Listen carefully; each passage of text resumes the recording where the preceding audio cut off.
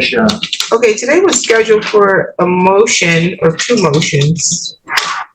One is just titled motion, the other one is a motion for leave to amend your complaint. There also was a motion for summary disposition.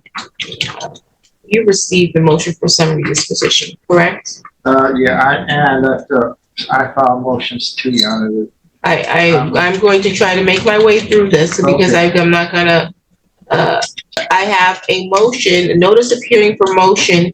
It says a motion to amend complaint, and your motion in one sentence says there has been a crime committed 750.174. What kind of motion is that? That's where they had. I think that was the answer with the complaint. You filed a motion to amend the complaint, right, saying the motion only says there has been a crime committed. So when you make a motion, that means you're moving the court to do something. And I don't know what you are moving me to do in that motion. I'm trying to get the video. See, that's the key thing. Well, I want to know what are you doing with it when you put this motion to amend the complaint and say that there's been a crime committed. What are you expecting the court to move to do on your behalf?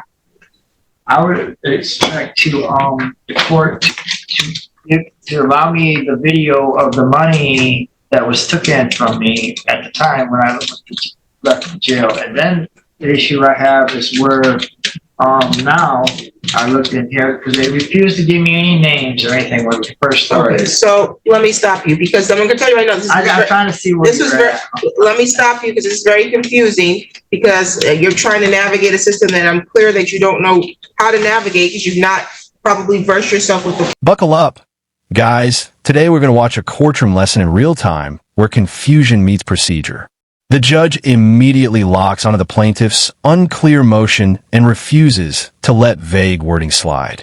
Every question pushes for precision, and every answer drifts. You can feel the patience thinning as the court insists on structure, showing that legal filings are not feelings. They are exact tools that must say something specific. You're the one who filed all these motions, and so this was filed on the 17th of May, but the motion is denied. Because you've not given me a basis upon which you feel your complaint needs to be amended. If the basis is because it's been moved from small claims to this court, that's not a motion to amend the complaint. Nonetheless, that's a motion for venue, not a motion to amend complaint. They changed venue. They moved it to. They changed it, yeah. Yeah, but you're asking to amend the complaint. So we're going to deny. I'm denying that motion. I got to move to the next motion now. You filed a motion to set aside the defendant's motion for summary disposition and motion for discovery. Yes. What is the legal basis to which you believe you could set aside a motion for summary disposition? The basis is because that is the main base of the complaint is because. Do you know what a motion for summary disposition is? Doesn't have the authority to set aside their motion for summary disposition. You have filed a complaint against parties. The parties, if they believe that the complaint or the allegations lack certain merits, can file a motion for summary disposition. You get to respond to that to show the court where, no, actually, to the contrary, this is an actual valid case, or I do have this information that would support the claim. Not right. You didn't do that. You filed a motion for the court to set aside their motion for summary. The court can't grant that. So that has to be denied. You, however, I'm also asking for a motion for discovery. Is that what you're asking for? Yeah, because that's the whole issue of why we're here in court, because they refuse to allow me to look at the video where they say there's only $5,000. Here the judge steps fully into teacher mode, breaking down why the plaintiff's request simply cannot exist in the form he filed it. The courtroom slows into a tutorial on process, and the gap between what the plaintiff thinks the system does and what it actually allows becomes obvious. It is not hostility, it is correction. The judge is drawing a bright line between emotion and legal mechanism, and the plaintiff keeps tripping over it. Yeah, plaintiff's answer. That's your response to their motion? Defendant's motion for the summary disposition. Yes. Okay, thank you. Mr. Perrone, it's your motion. You can make your argument on the record. Well, thank you, Your Honor. We're here today on the plaintiff's two motions. My motion for summary disposition is noticed for July 8th, but it is correct that the the plaintiff did file what he calls answers to our motion for summary disposition, and that would have been a valid reason for this court to deny his motion to set aside motion for summary disposition. Of course, there is no lawful authority for that. Otherwise, he has this other aspect of his pending motion for discovery, and we filed our response on that it is improper and premature. He's never made a discovery request, and nothing was refused. He hasn't identified what he wants or why he wants it, and there's generally no discovery in district court. And as we've mentioned in our motion for summary disposition, he named three people that have nothing to do with his money. Okay, and they weren't the ones who confiscated the money when he went into custody. They weren't the ones who counted it. They weren't the ones who were responsible for accounting for the money. They were completely unrelated to the incident of him being taken into custody and having his money put into storage. And that's the main basis for our motion for summary disposition. But we also established by multiple affidavits in our motion that the people who did handle the money counted it correctly, and that he signed a receipt. And Lieutenant Brown, who's listed as a defendant here, her role was to conduct an investigation, and she concluded that the amount of money that was seized was accurate and fully. The defense calmly enters with paperwork, affidavits, and receipts, and the tone shifts from chaos to documentation. This part is clinical. The attorney built a wall of records that directly contradicts the accusation, and the contrast is sharp. One side speaks in suspicion, the other in exhibits. The judge listens closely, and you can almost see the weight of written evidence tilting the room away from speculation. Want it to be granted. That's all. Thank you. Thank you. Sir, do you want to? That's not a fact, what he's saying, Your Honor. The truth of the matter is, they've been holding the video from day one. I've been asking for the video. You FOIA the video from them? What? How did you request the video? Motion discovery. I talked to him. I talked to the other lawyer, Bonnie, and asked her to make a meeting. She denied the meeting. I don't need anything. She denied the meeting. She didn't meet up with me or have a discussion, so I come up here and You filed requested a meeting with who? Huh? You requested who? Bonnie Toski. Okay. What does that have to do with you making a formal request for discovery or for information? So typically, if you want something from the government, whether it's a police report or anything else that is supposed to be accessible under the Freedom of Information Act, you make a FOIA request. Have you made a FOIA request? I did all that. When? They denied me day one from the day it started. When did you make the FOIA request? The day that it started, that this happened, that was on the 25th. 25th of what? Now the judge drills into timelines, dates, and requests, and the plaintiff struggles to anchor his story to firm facts. Every answer sounds approximate. An approximation has no home in a courtroom. The exchange becomes tense but revealing. The judge is not hunting for a mistake. She is demanding a foundation. Without dates and clear steps, the claim floats, and the court keeps trying to pull it down to solid ground. 25th? Yes. Okay, of this year? Yes. And when did you make a FOIA request? The 28th. Of January? Yes. Your allegations for your complaint is that you were taken into custody in a criminal matter, is that correct? Yes. And that you, at the time, had some cash on you? I had 8. I just answered my questions. Yes. And you alleged that the amount that you had was $8,010.39. Is what you're stating? Yes. But that you only received back $5,910.37, Yes. and but you're claiming damages of $7,000. Well, yeah, because it's costing me more money than 7,000. That's because the initial was at small claims. So if 7,000 is the most that you can sue for. I get that, but why are you claiming damages of 7,000? You don't get to just claim amount just because Because that's of the most. damages that was done to me, what I had to go through to get it, the embarrassment. The The embarrassment? embarrassment and everything, yes. What embarrassment? Where I had to come to the court and have to deal with the court system because they stole money from me and they're supposed to be a law enforcement. You can't allege that you lost I didn't 2,000. lose nothing. The police, the jail. You cut me off again, you're gonna lose this case immediately, okay? You can't allege that you suffered a loss. If you're suing making a civil lawsuit, you need to know the terminology. You can't allege in a lawsuit that you suffered a loss of about $2,001, but you're suing for $7,000.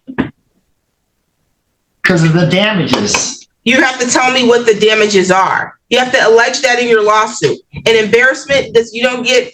You don't get excuse me, Mr. Ward. This segment dismantles the damages claim piece by piece. The judge questions the leap from a disputed amount to a large payout, and the reasoning collapses under scrutiny. Embarrassment and inconvenience are tested against legal standards and found lacking.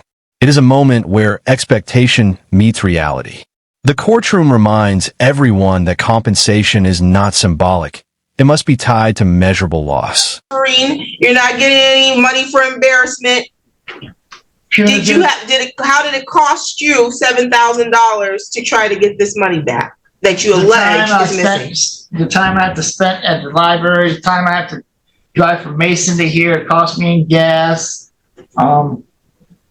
It cost you $5,000 in gas to get I'm here sure it cost from Mason. me pretty close to that. $5,000 In gas from Mason. and time. And to go 10 miles away. It cost you $5,000 in gas. And time. Okay. And time at the library. Okay, sounds good.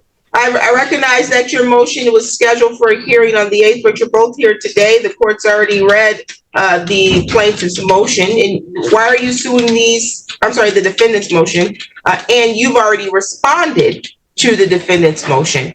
Why are you naming these people? Why do you feel like they're if in fact you were lost some money, why were they the people that were responsible? Because they're the ones that was involved in part of this, and they're hiding the evidence of the money being taken. How were they involved? And how are they? They're involved by when they involved themselves, saying that they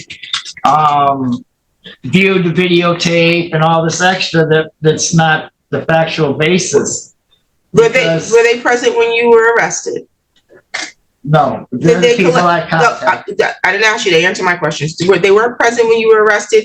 Did they take money out of your pockets, or did they confiscate the money when you were arrested? I can't tell you exactly who took the money because they. Did you see them take any money from you? I didn't see anybody take the money. Okay. Except for the two who took it out of my pocket. Who were the two who took it out of your pocket? Doyle. You're saying Sergeant Doyle took money out of your pocket? Doyle and no, Matthew Powell it is, sorry. Matthew Powell took money out of your pocket when you were arrested? Yeah. Not Chad Doyle? No. Not Melissa Brown? Melissa Brown and Chad Doyle is the ones that refused to show me the video where it shows that there was not 8,000. They're saying it's 5. The pressure rises as the judge demands tangible proof, not estimates, not frustration, but something concrete. The plaintiff doubles down on personal cost, yet the math refuses to cooperate. The exchange becomes almost incredulous, exposing how exaggerated claims weaken credibility. The judge's tone sharpens, not out of anger, but out of insistence that numbers in court must survive basic logic. Did you sign a receipt? There was never no. You never signed a receipt. There was never no amount of money that was on that receipt, ma'am. Mr. Perone, what, did you I attach? asked for a receipt. Mr. Perone, did you attach a copy of this receipt? Is it? Yes, I did, Your Honor. It's on our summary disposition motion. It's one of the exhibits is the receipt. It's just a little exhibit is it? slip of paper that has the amount and some initials on it, but that's the second. The video, I had mentioned the video, but it really doesn't provide detail of showing the amount of money that was counted there. It just shows people's backs at a table counting money. It really I have wouldn't a copy. provide any level of detail. James Ward, that's the receipt you're trying to show me, sir? Yeah. Okay, Inmate name and number. okay. And you see the amount that was tendered on It's there? got 3 amounts. Do you see the amount on there? It's got 3 amounts, yes. I see It's got 5,900, 4. 5,000 cents, and then there in quotation says 37 cents. Is that what you're talking about? One says 36, one says 37. This one here says 5,594. This one says 5,528. I don't know that that's an amount of money. I don't know what those numbers are. Well, that's what it looks like to me. I'm not trying to be no rocket scientist, but that's what it looks like. Mr. Ward, it has an inmate number on there and a receipt number, correct? Yeah. Okay, so then you were provided a receipt then, correct? No. This was not provided to me. I asked for a receipt when I was there. If you get the video, it shows right there too that I asked for a receipt. Okay. You can go look at the. I'm not going to go look at anything. I'm going to make my ruling. Just based on your statements today, the argument of the defense is that you've named the wrong party. This is the turning point.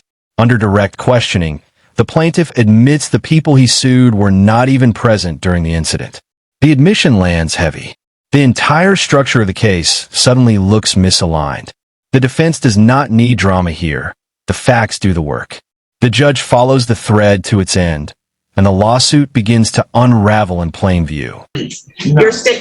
Excuse me? No. Your case is dismissed because you did bring the wrong parties. You stated it here on the record. That's fine. These people were not even, the individuals you named were not even present during the incident alleged. You are trying to sue the people that you made a request for video from or a request for them to investigate because you didn't like their findings. But that's not a proper way to address that. You need to sue the proper or appropriate parties that you alleged wrongfully confiscated your money if that's how you want to pursue. This case is dismissed. What's your bonding number? My who? Your bonding number? I don't have a bonding number.